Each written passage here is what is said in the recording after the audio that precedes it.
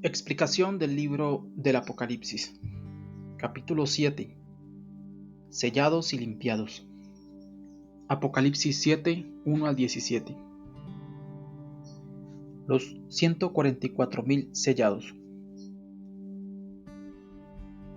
Después de esto vi a 4 ángeles en pie sobre los 4 ángulos de la tierra, que detenían los 4 vientos de la tierra, para que no soplase viento alguno sobre la tierra, ni sobre el mar, ni sobre ningún árbol.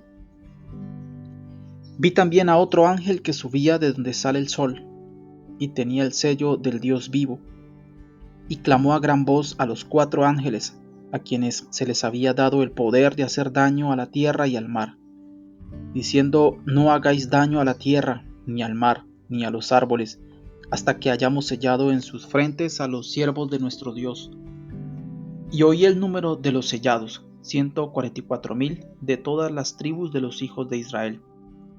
De la tribu de Judá 12,000 sellados, de la tribu de Rubén 12,000 sellados, de la tribu de Gad 12,000 sellados, de la tribu de Aser 12,000 sellados, de la tribu de Neftalí 12,000 sellados, de la tribu de Manasés 12,000 sellados, de la tribu de Simeón 12,000 sellados, de la tribu de Leví 12,000 sellados, de la tribu de Isaacar 12,000 sellados, de la tribu de Zabulón 12,000 sellados, de la tribu de José 12,000 sellados, de la tribu de Benjamín 12,000 sellados. La multitud vestida de ropas blancas. Después de esto miré, y aquí una gran multitud, la cual nadie podía contar, de todas naciones y tribus y pueblos y lenguas, que estaban delante del trono y en la presencia del Cordero, vestidos de ropas blancas y con palmas en las manos, y clamaban a gran voz diciendo: la salvación pertenece a nuestro Dios, que está sentado en el trono, y al Cordero. Y todos los ángeles estaban en pie alrededor del trono y de los ancianos y de los 4 seres vivientes, y se postraron sobre sus rostros delante del trono y adoraron a Dios, diciendo: Amén. La bendición y la gloria y la sabiduría y la acción de gracias y la honra y el poder y la fortaleza sean a nuestro Dios por los siglos de los siglos. Amén. Entonces uno de los ancianos habló diciendo: estos que están vestidos de ropas blancas, ¿quiénes son y de dónde han venido? Yo le dije: Señor, tú lo sabes. Y él me dijo: estos son los que han salido de la gran tribulación y han lavado sus ropas y las han emblanquecido en la sangre del Cordero. Por eso están delante del trono de Dios y le sirven día y noche en su templo. Y el que está sentado sobre el trono extenderá su tabernáculo sobre ellos. Ya no tendrán hambre ni sed, y el sol no caerá más sobre ellos, ni calor alguno, porque el Cordero que está en medio del trono los pastoreará, y los guiará a fuentes de aguas de vida, y Dios enjugará toda lágrima de los ojos de ellos.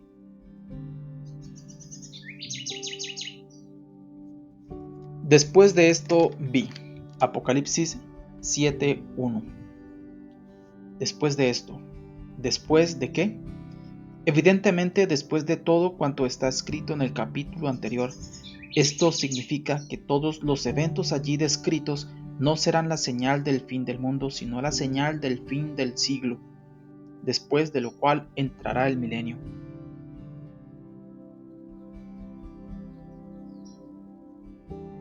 Cuatro ángeles. Apocalipsis 7:1.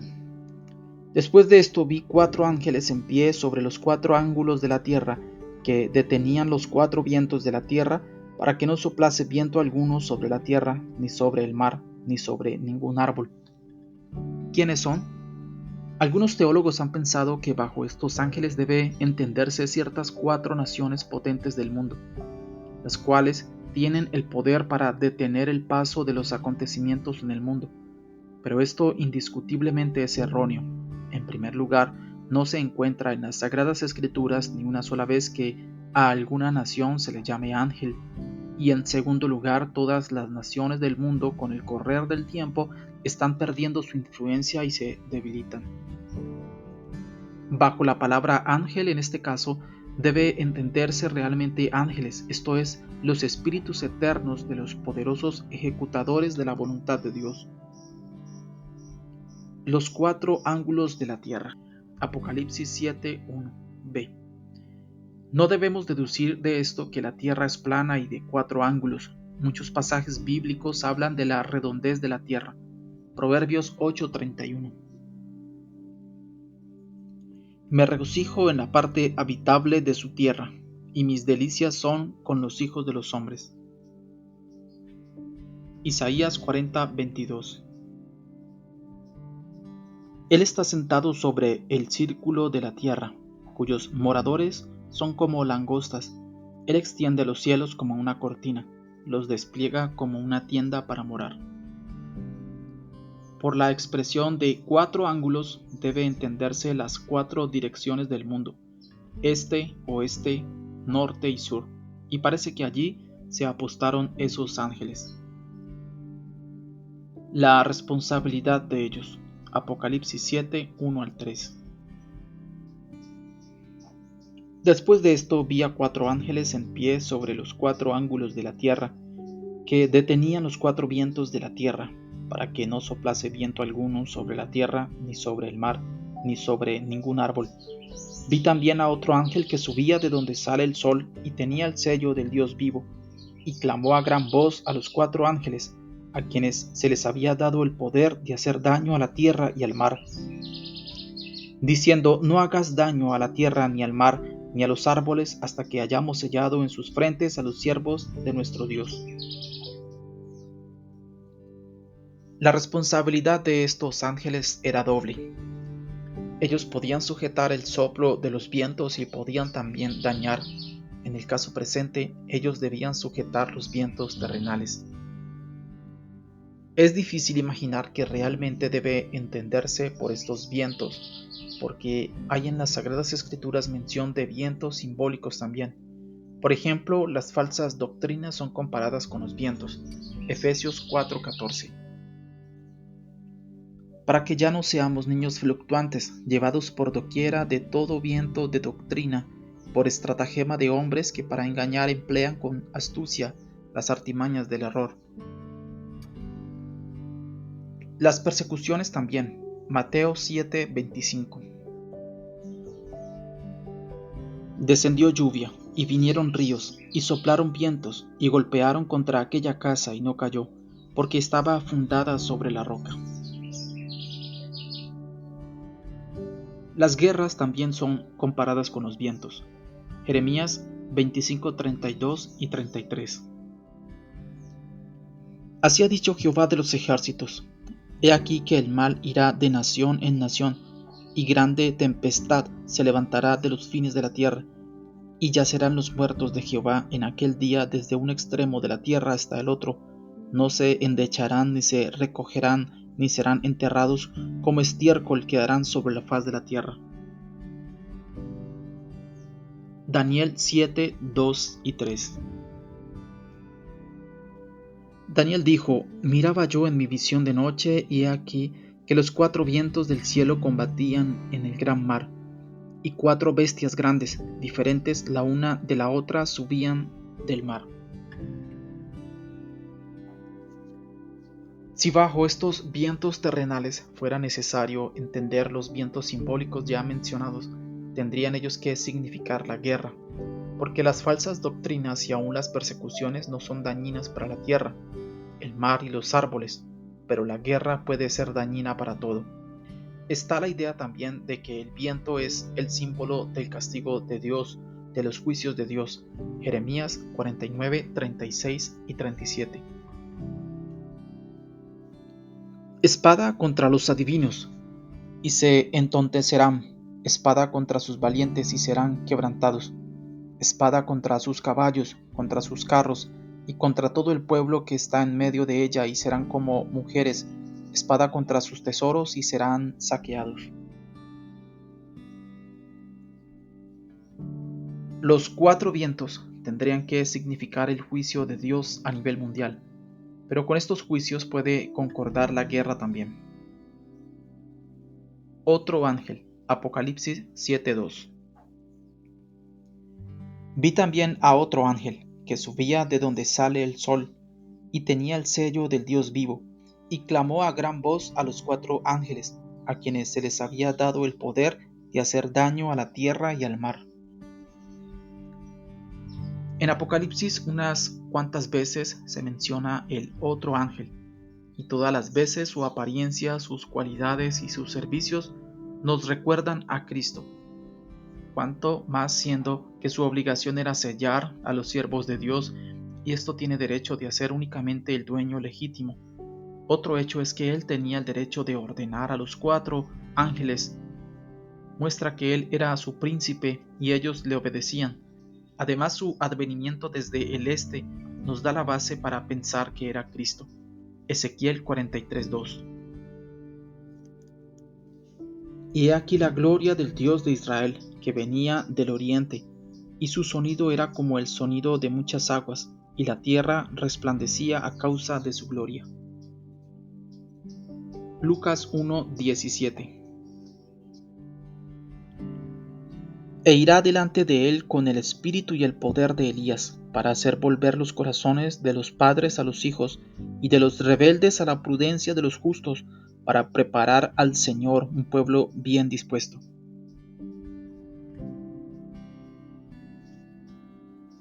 El sello. Apocalipsis 7:3. Diciendo: no hagáis daño a la tierra, ni al mar, ni a los árboles, hasta que hayamos sellado en sus frentes a los siervos de nuestro Dios. Todos sabemos lo que significa el sello en general, pero en este caso no todos entienden de qué se trata aquí. En primer lugar, este sello es llamado sello de Dios, Apocalipsis 9:4. Y se les mandó que no dañasen a la hierba de la tierra, ni a cosa verde alguna, ni a ningún árbol, sino solamente a los hombres que no tuviesen el sello de Dios en sus frentes. Para distinguirlo con esto del sello de los hombres, antiguamente los romanos colocaban el sello sobre las manos de sus soldados. Otros amos colocaban el sello en la frente de cada uno de sus esclavos. También habían fanáticos que se sellaban la frente con el nombre de su ídolo favorito. Todavía llegarán días en que todos los que no creyeron en Cristo llevarán el sello del anticristo, en el cual estará su nombre. Apocalipsis 13, 16 al 18.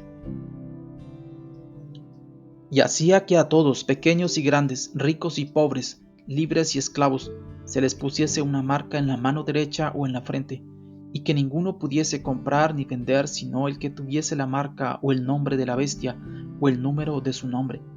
Aquí hay sabiduría. El que tiene entendimiento cuente el número de la bestia, pues es número de hombre, y su número es 666.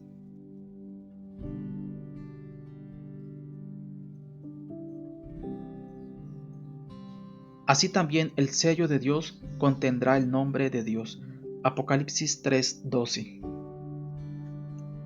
Al que venciere, yo lo haré columna en el templo de mi Dios, y nunca más saldrá de allí, y escribiré sobre él el nombre de mi Dios, y el nombre de la ciudad de mi Dios, la nueva Jerusalén, la cual desciende del cielo, de mi Dios, y mi nombre nuevo. Apocalipsis 14:1. Después miré, y aquí el Cordero estaba en pie sobre el monte de Sión, y con él 144,000 que tenían el nombre de él y el de su padre escrito en la frente. Apocalipsis 22:4. Y verán su rostro, y su nombre estará en sus frentes. No es correcta la enseñanza de los sabatistas en el sentido de que ese sello fuera el sábado. Esta enseñanza no tiene base escritural alguna. Acto de misericordia. Apocalipsis 7, 1 al 3. Después de esto vi a 4 ángeles en pie sobre los 4 ángulos de la tierra, que detenían los 4 vientos de la tierra, para que no soplase viento alguno sobre la tierra, ni sobre el mar, ni sobre ningún árbol. Vi también a otro ángel que subía de donde sale el sol, y tenía el sello del Dios vivo, y clamó a gran voz a los 4 ángeles, a quienes se les había dado el poder de hacer daño a la tierra y al mar, diciendo: no hagáis daño a la tierra, ni al mar, ni a los árboles, hasta que hayamos sellado en sus frentes a los siervos de nuestro Dios. Y oí el número de los sellados, 144,000 sellados de todas las tribus de los hijos de Israel. La meta del castigo humano es la venganza, pero la meta del castigo de Dios es la salvación de los hombres de la eterna perdición. Los castigos de Dios preparan los corazones para el arrepentimiento. Apenas el terreno está preparado, los vientos se aquietan y comienza la siembra espiritual. El Señor no se equivoca. Él conoce los corazones que están preparados para recibir la verdad. Ahora estos corazones preparados consisten de los 144,000 escogidos del pueblo hebreo, y el Señor ordenó colocar su sello en las frentes de todos aquellos escogidos suyos. En ese momento debían aplacarse todos los vientos, debía pacificarse toda la naturaleza por cuanto había llegado a concretarse el acto de la misericordia de Dios. 144,000 sellados hebreos. Apocalipsis 7, 4 al 8. Y oí el número de los sellados, 144,000 sellados de todas las tribus de los hijos de Israel. De la tribu de Judá, 12,000 sellados. De la tribu de Rubén, 12,000 sellados. De la tribu de Gad, 12,000 sellados. De la tribu de Aser, 12,000 sellados. De la tribu de Neftalí, 12,000 sellados.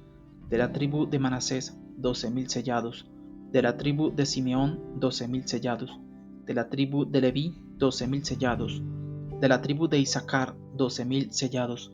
De la tribu de Zabulón, 12,000 sellados. De la tribu de José, 12,000 sellados. De la tribu de Benjamín, 12,000 sellados. De semejantes sellados hay mención aún en el Antiguo Testamento. Ezequiel 9:4. Y le dijo Jehová: pasa por en medio de la ciudad, por en medio de Jerusalén, y ponles una señal en la frente, a los hombres que gimen y que claman a causa de todas las abominaciones que se hacen en medio de ella. En el Nuevo Testamento leemos que todos los creyentes son sellados por el Espíritu Santo. Efesios 1, 13 y 14. En él también vosotros, habiendo oído la palabra de verdad, el evangelio de vuestra salvación, y habiendo creído en él, fuisteis sellados con el Espíritu Santo de la promesa, que es las arras de nuestra herencia hasta la redención de la posesión adquirida para alabanza de su gloria. Efesios 4:30. Y no contristéis al Espíritu Santo de Dios, con el cual fuisteis sellados para el día de la redención. Evidentemente todos entendemos que esto no significa el colocar un sello sobre el cuerpo exteriormente, aunque aquí se hace mención de la frente. El sello sobre la frente son los pensamientos santificados, la iluminación de la mente para el conocimiento de Cristo y su verdad. Cambio de punto de vista y de convicciones. Existe incluso la siguiente expresión poética: el sello de la santidad sobre la frente.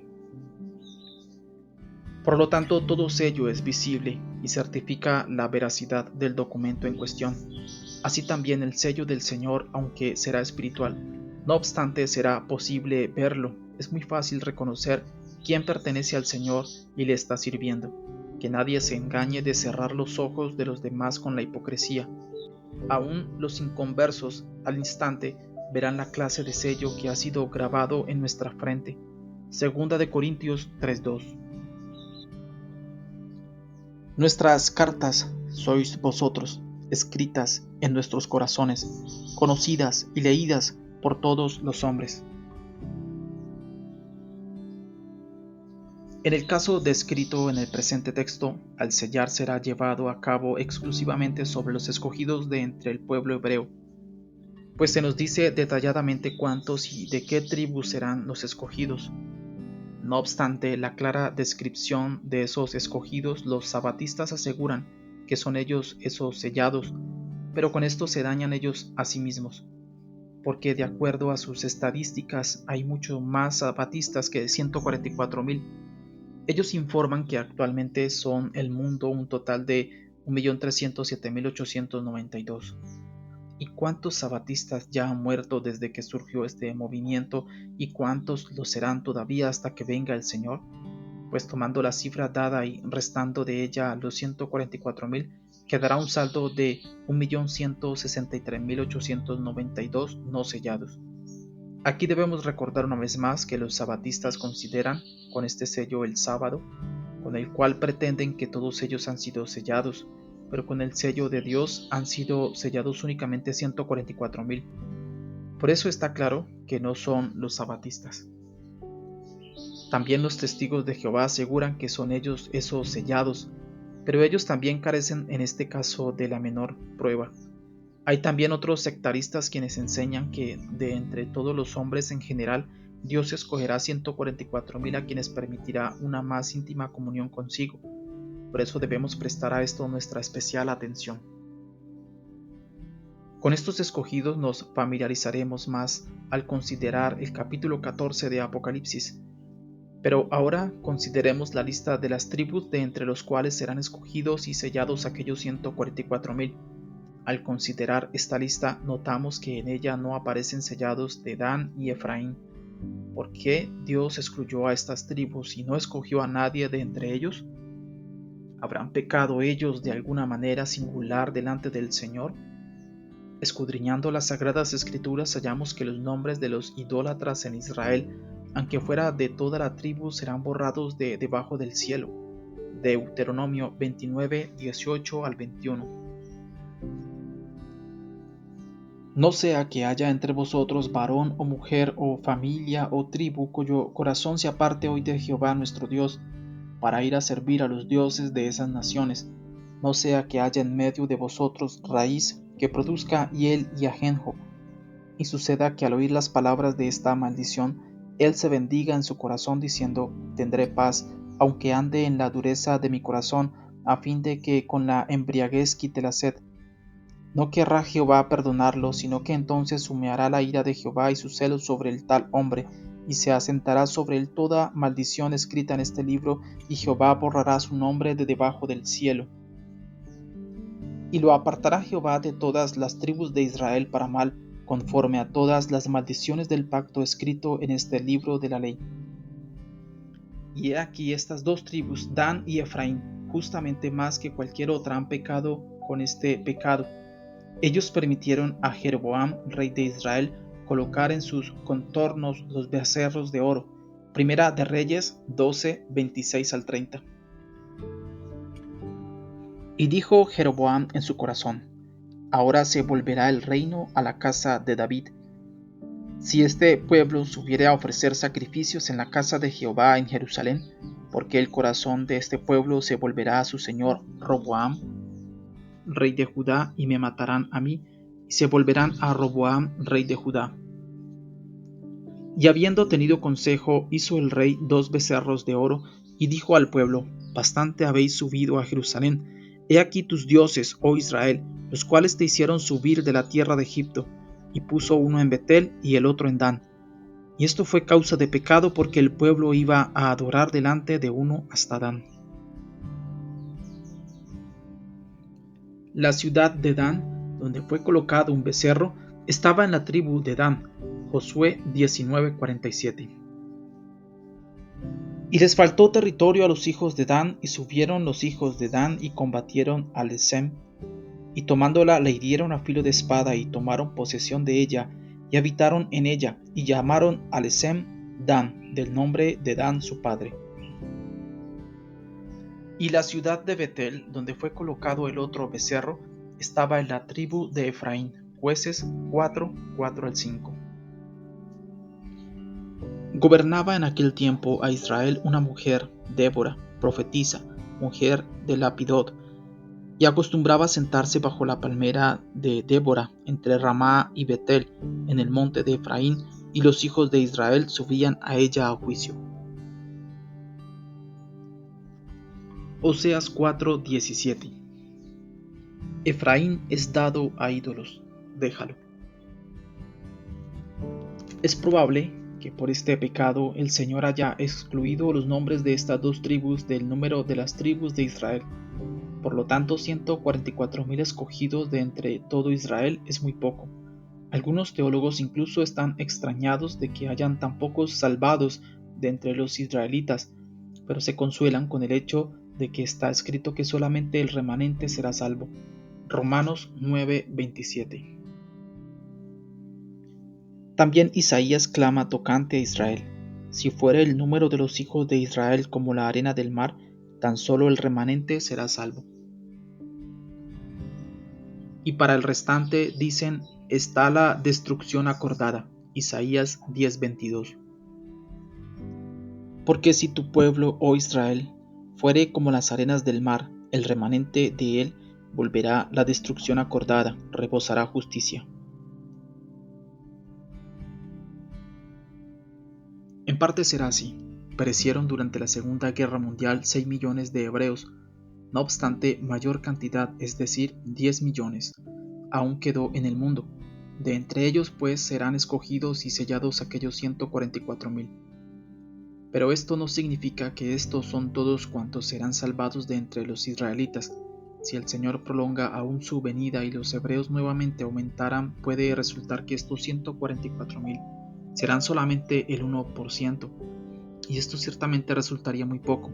Pero estos escogidos no serán los únicos salvados de Israel, sino que ellos serán las primicias. Apocalipsis 14, 1 al 5. Después miré, y aquí el Cordero estaba en pie sobre el monte de Sión, y con él 144.000 que tenían el nombre de él y el de su padre escrito en la frente. Y oí una voz del cielo como estruendo de muchas aguas y como sonido de un gran trueno, y la voz que oí era como de arpistas que tocaban sus arpas, y cantaban un cántico nuevo delante del trono y delante de los 4 seres vivientes y de los ancianos, y nadie podía aprender el cántico sino aquellos 144.000 que fueron redimidos de entre los de la tierra. Estos son los que no se contaminaron con mujeres, pues son vírgenes. Estos son los que siguen al Cordero por donde quiera que va. Estos fueron redimidos de entre los hombres como primicias para Dios y para el Cordero, y en sus bocas no fue hallada mentira, pues son sin mancha delante del trono de Dios. Y la primicia o el primogénito siempre da a entender que tras él viene el segundo, el tercero, etc. Por eso queda claro que los salvados del pueblo hebreo serán otros también. Acerca de estas primicias se dirá más en otra ocasión, pero por ahora diremos que ellos, por su especial pureza de vida, por la insólita condición, serán elevados a un nivel muy alto. Ellos estarán permanentemente con Cristo, prácticamente igualados con la Iglesia, pero ellos no pertenecerán a la Iglesia. De lo que da testimonio el título humano de ellos, primicias, evidentemente a ellos pertenecerán aquellos mártires que el apóstol Juan veía bajo el altar. Lavados por la sangre del Cordero. Apocalipsis 7, 9 al 17. Después de esto miré, y aquí una gran multitud, la cual nadie podía contar, de todas naciones y tribus y pueblos y lenguas, que estaban delante del trono y en la presencia del Cordero, vestidos de ropas blancas y con palmas en las manos, y clamaban a gran voz diciendo: la salvación pertenece a nuestro Dios que está sentado en el trono y al Cordero. Y todos los ángeles estaban en pie alrededor del trono y de los ancianos y de los 4 seres vivientes, y se postraron sobre sus rostros delante del trono y adoraron a Dios, diciendo: Amén. La bendición y la gloria y la sabiduría y la acción de gracias y la honra y el poder y la fortaleza sean a nuestro Dios por los siglos de los siglos. Amén. Entonces uno de los ancianos habló diciéndome: estos que están vestidos de ropas blancas, ¿quiénes son y de dónde han venido? Yo le dije: Señor, tú lo sabes. Y él me respondió: estos son los que han salido de la gran tribulación y han lavado sus ropas y las han emblanquecido en la sangre del Cordero. Por esto están delante del trono de Dios y le sirven día y noche en su templo, y el que está sentado sobre el trono extenderá su tabernáculo sobre ellos. Ya no tendrán hambre ni sed, y el sol no caerá más sobre ellos, ni calor alguno, porque el Cordero, que está en medio del trono, los pastoreará y los guiará a fuentes de aguas de vida, y Dios enjugará toda lágrima de los ojos de ellos. Gran multitud. Apocalipsis 7:9. Después de esto miré, y aquí una gran multitud, la cual nadie podía contar, de todas naciones y tribus y pueblos y lenguas, que estaban delante del trono y en la presencia del Cordero, vestidos de ropas blancas y con palmas en las manos. Después del cuadro del sello de las primicias de los hebreos, el apóstol Juan miró y vio otro cuadro, el cuadro de una poderosa imagen de una gran multitud de salvados de los distintos pueblos.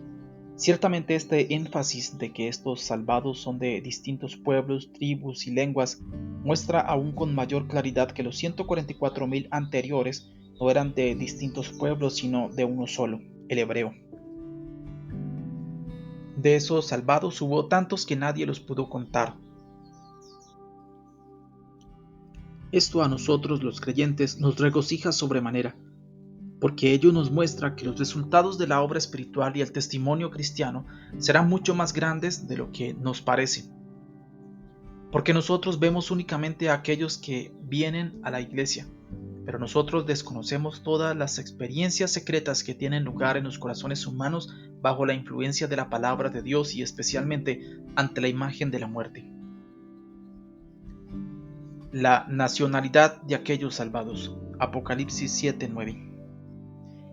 Después de esto miré, y aquí una gran multitud, la cual nadie podía contar, de todas naciones, y tribus, y pueblos, y lenguas, que estaban delante del trono y en la presencia del Cordero, vestidos de ropas blancas y con palmas en las manos. Ya se ha dicho que ellos no serán de una sola nación, sino de todas las naciones del mundo. Entre ellos no hay ese espíritu sucio del racismo, que no puede tolerar la procedencia de otras nacionalidades del mundo.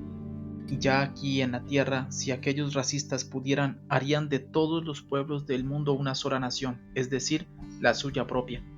Pero a Dios gracias porque Él es justo y amó a todo el mundo por igual, y a todos dio iguales derechos, tanto para la salvación como para el servir a su pueblo. He aquí delante del trono del Altísimo, el apóstol Juan vio a todos esos salvados, cual maravilloso ramillete de distintas flores, de distintos colores, formas y tamaños, quienes atados con el amor del Salvador ofrecían una belleza indescriptible. ¿Habrá en la eternidad diferentes nacionalidades, especialmente en la nueva tierra? Esto no se puede contestar con claridad en ninguna dirección. Por cuanto para apoyar la idea de que en la tierra nueva habrá grupos separados de pueblos entre sí, incluso tendrán sus reyes, hay dos textos en el mismo, Apocalipsis 21, 24 al 26. Y las naciones que hubieren sido salvas andarán a la luz de ella, y los reyes de la tierra traerán su gloria y honor a ella. Sus puertas nunca serán cerradas de día, pues allí no habrá noche, y llevarán la gloria y la honra de las naciones a ella. Donde leemos que las naciones, no nación, andarán en su luz de la nueva Jerusalén, y los reyes de la tierra traerán su gloria y honor a ella. El lugar de ellos, Apocalipsis 7:9.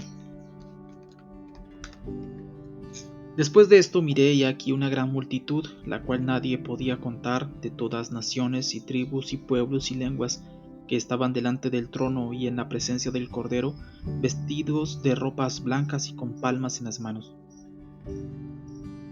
En el cielo, ante el trono de Dios y el Cordero, ellos no tenían un contacto sin intermediario con el trono, porque sin interrupción alrededor del trono había 4 seres vivientes. Apocalipsis 4:6. Y delante del trono había como un mar de vidrio semejante al cristal, y junto al trono y alrededor del trono 4 seres vivientes llenos de ojos delante y detrás. Luego vienen los 24 tronos de los ancianos que representan la iglesia. Apocalipsis 4:4. Y alrededor del trono había 24 tronos, y vi sentados en los tronos a 24 ancianos vestidos de ropas blancas, con coronas de oro en sus cabezas. Más allá venían todos los ángeles que rodeaban el trono, a los 4 seres vivientes y a la iglesia. Apocalipsis 7:11. Y todos los ángeles estaban en pie alrededor del trono, y de los ancianos y de los 4 seres vivientes, y se postraron sobre sus rostros delante del trono y adoraron a Dios. Y más allá estaba esa gran multitud de salvados. Sus vestiduras. Apocalipsis 7:9. Después de esto miré y aquí una gran multitud, la cual nadie podía contar, de todas naciones y tribus y pueblos y lenguas, que estaban delante del trono y en la presencia del Cordero, vestidos de ropas blancas y con palmas en las manos. Esta es la blanca y limpia vestidura de la justicia de los santos, en la que también está vestida la iglesia. Apocalipsis 19:8. Y a ella se le ha concedido que se vista de lino fino, limpio y resplandeciente, porque el lino fino es las acciones justas de los santos. Porque en el cielo todos están vestidos en vestiduras blancas. Dios. Daniel 7:9. Estuve mirando hasta que fueron puestos tronos, y se sentó un anciano de días cuyo vestido era blanco como la nieve, y el pelo de su cabeza como lana limpia, su trono llama de fuego, y las ruedas del mismo fuego ardiente. Cristo. Marcos 9:3. Y sus vestidos se volvieron resplandecientes, muy blancos como la nieve, tanto que ningún lavador en la tierra los puede hacer tan blancos. Y los ángeles. Mateo 28:3. Su aspecto era como un relámpago y su vestido blanco como la nieve. Hechos 1:10. Y estando ellos con los ojos puestos en el cielo, entre tanto que él se iba, he aquí se pusieron junto a ellos 2 varones con vestiduras blancas. La ropa blanca es el símbolo de la pureza, la santidad y la perfección. Hojas de palmas. Apocalipsis 7:9. Después de esto miré y aquí una gran multitud, la cual nadie podía contar, de todas naciones y tribus y pueblos y lenguas, que estaban delante del trono y en la presencia del Cordero, vestidos de ropas blancas y con palmas en las manos.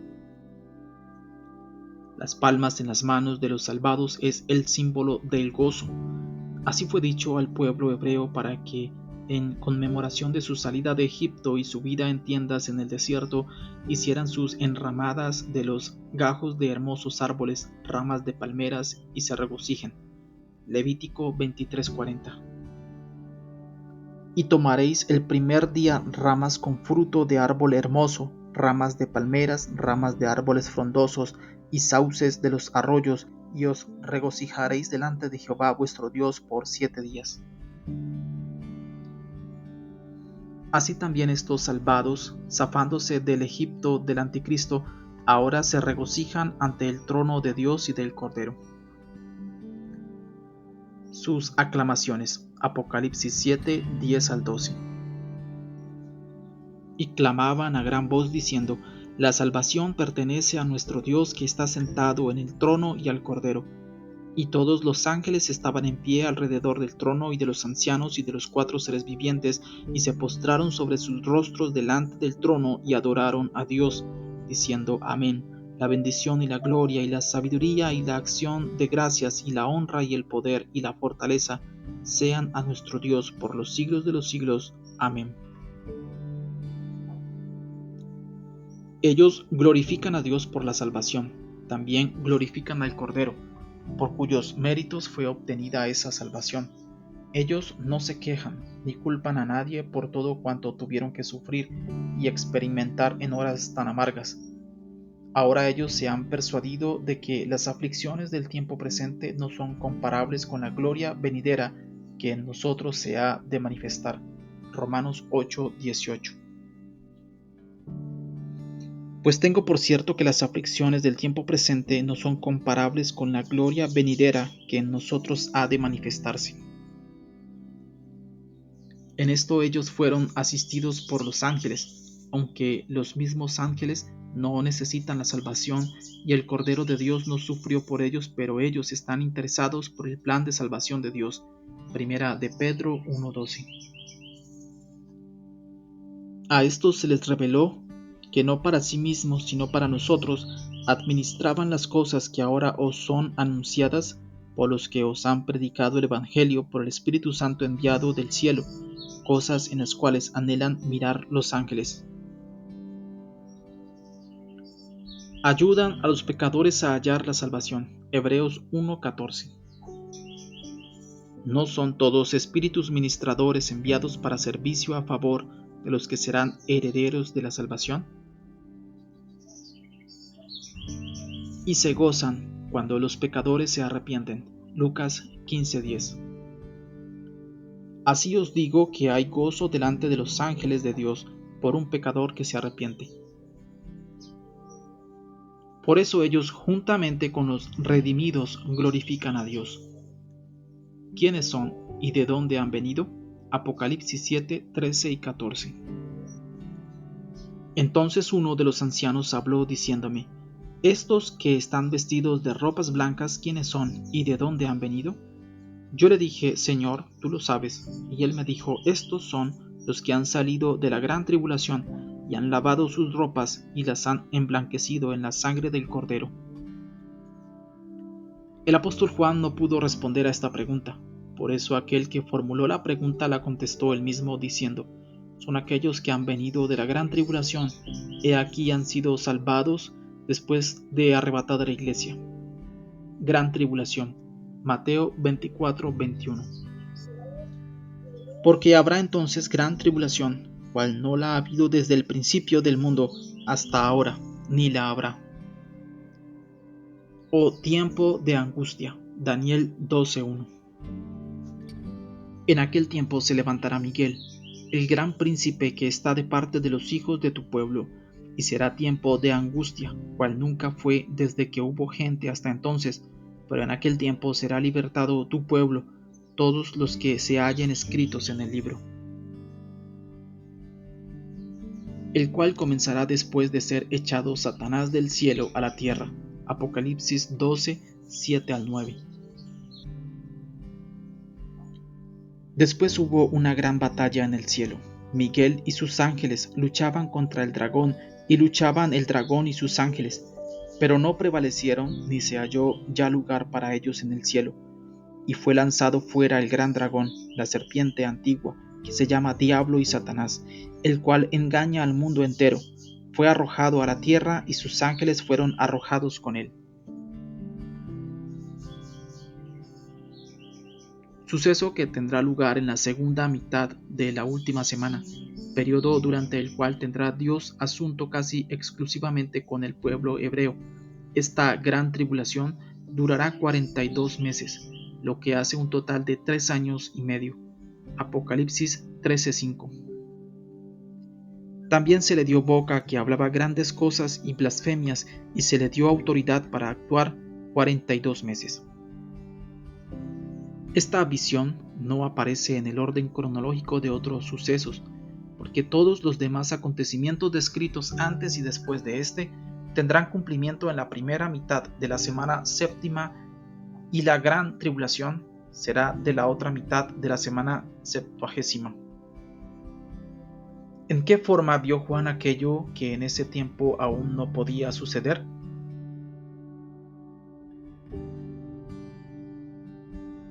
Simplemente plugo a Dios descorrer el velo del futuro, y pasando por alto los terribles sucesos de esos días, mostró al apóstol los frutos de aquellos acontecimientos que se manifestaron en una multitud que nadie podía contar de salvados.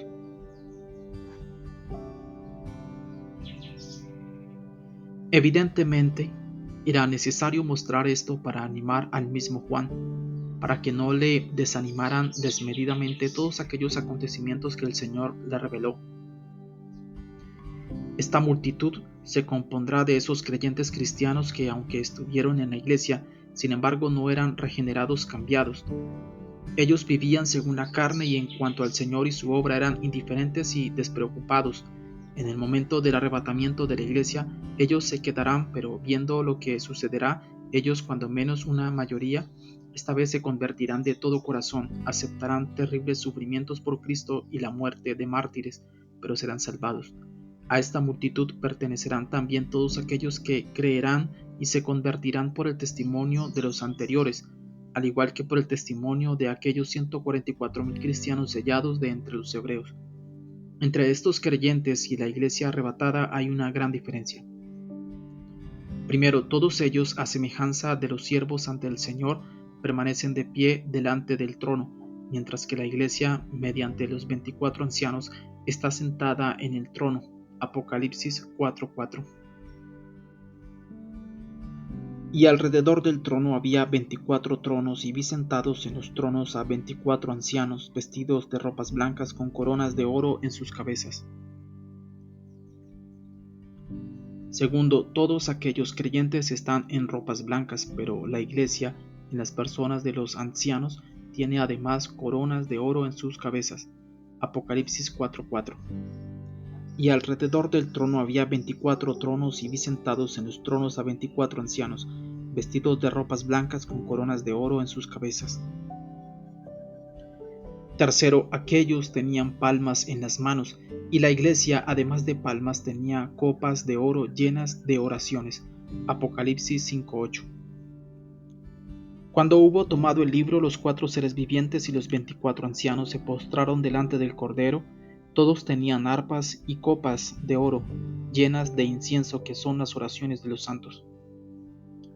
De esta comparación vemos que la posición de la iglesia es significativamente más alta que la posición de estos creyentes postreros. Ella parece la reina en la corona del rey. Permanece sentada a la diestra de su divino rey. Cuán evidente es esta honra y cuán imprudentes son aquellos creyentes cristianos que no valoran esta su posición. Ropas emblanquecidas. Apocalipsis 7:14. Yo le dije: Señor, tú lo sabes. Él me dijo: estos son los que han salido de la gran tribulación y han lavado sus ropas y las han emblanquecido en la sangre del Cordero. Hemos dicho ya en qué condiciones les corresponderá vivir y testificar a los creyentes finales. Veremos más sobre esto en los capítulos siguientes. No obstante, ni el arrepentimiento ni las lágrimas por ellos derramadas, ni siquiera su propia sangre vertida por su fe, emblanqueció sus ropas, sino únicamente la sangre del Cordero, el Hijo de Dios. Si bien todos nosotros somos como suciedad y todas nuestras justicias como trapos de inmundicia. Isaías 64:6. Si bien todos nosotros somos como suciedad y todas nuestras justicias como trapo de inmundicia, y caímos todos nosotros como la hoja, y nuestras maldades nos llevaron como viento. Nada, ningún mérito propio, lavará jamás esa suciedad espiritual, excepto la sangre de Cristo Jesús. Hebreos 9:22. Y casi todo es purificado, según la ley, con sangre, y sin derramamiento de sangre no se hace remisión. Primera de Juan 1:7. Pero si andamos en luz, como Él está en luz, tenemos comunión unos con otros, y la sangre de Jesucristo su Hijo nos limpia de todo pecado. El servicio de ellos. Apocalipsis 7:15. Por esto están delante del trono de Dios y le sirven día y noche en su templo, y el que está sentado sobre el trono extenderá su tabernáculo sobre ellos. La frase "le sirven día y noche" debe entenderse siempre, sin tregua. No son cristianos que sirven a Dios solamente una hora el domingo en el templo y el resto de su vida entregan al servicio de Satanás, al pecado y a sí mismos. El infierno estará lleno de estos cristianos. También la palabra sirven no es clara. ¿Cómo sirven? ¿Con qué? ¿Y en qué forma le sirven? La palabra de Dios da a esto las siguientes aclaraciones. Primero, Jesús dijo: si alguno me sirve, sígame. Juan 12:26. Si alguno me sirve, sígame, y donde yo estuviere, allí también estará mi servidor. Si alguno me sirviere, mi Padre le honrará. Segundo, el apóstol Pablo escribió: porque el reino de Dios no es comida ni bebida, sino justicia, paz y gozo en el Espíritu Santo. porque el que en esto sirve a Cristo agrada a Dios y es aprobado por los hombres. Romanos 14, 17 al 18. Porque el reino de Dios no es comida ni bebida, sino justicia, paz y gozo en el Espíritu Santo. Porque el que en esto sirve a Cristo agrada a Dios y es aprobado por los hombres.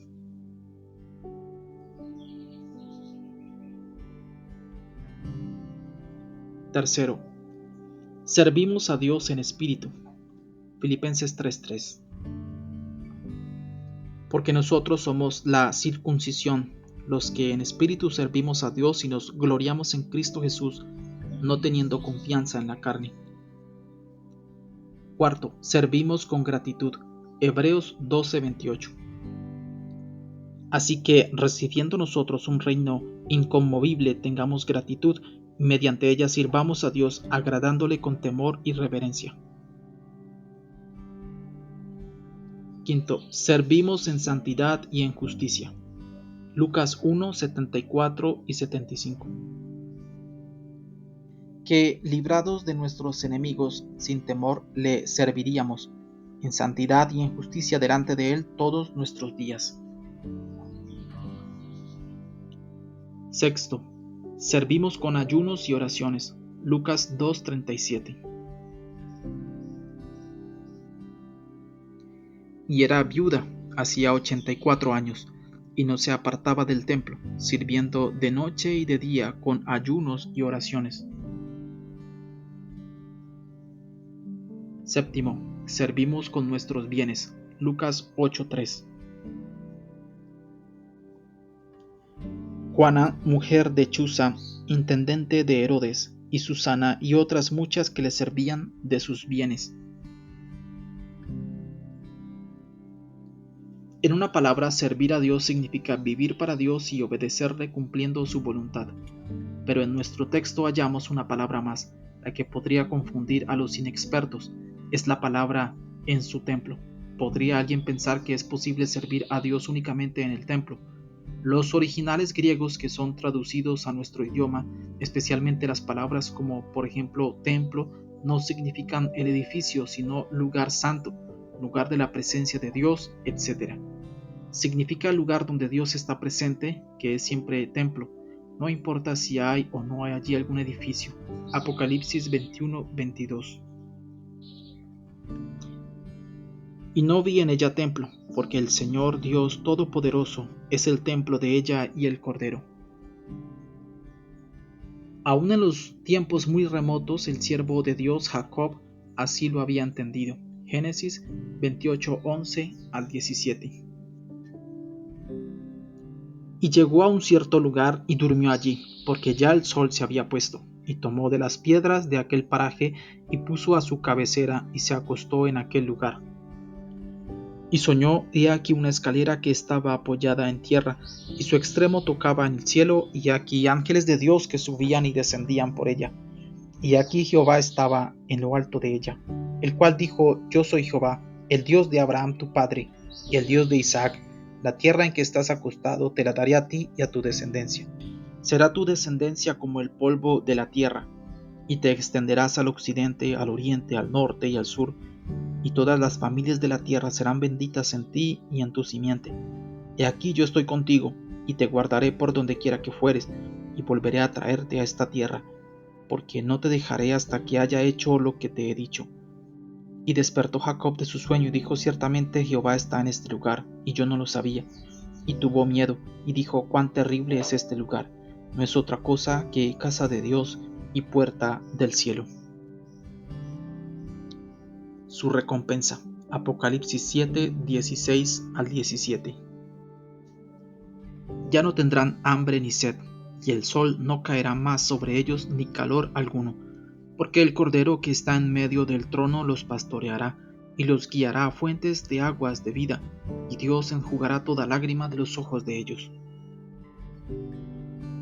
Primero, ellos ya no tendrán hambre ni sed, y el sol no caerá más sobre ellos ni calor alguno, porque el Cordero que está en medio del trono los pastoreará y los guiará a fuentes de aguas de vida. Segundo, el sol no caerá más sobre ellos ni calor alguno, Allí el sudor no estará más inundando los ojos, ni habrá más quejidos por el excesivo cansancio. Tercero, allí no habrá lágrimas ni pesares, y gozo perpetuo será sobre sus cabezas. Isaías 35:10. Y los redimidos de Jehová volverán y vendrán a Sión con alegría, y gozo perpetuo será sobre sus cabezas, y tendrán gozo y alegría, y huirán la tristeza y el gemido. De todo lo susodicho vemos que esta innumerable multitud de salvados no se equivocó al convertirse a Dios y al recibir a Cristo como su Salvador.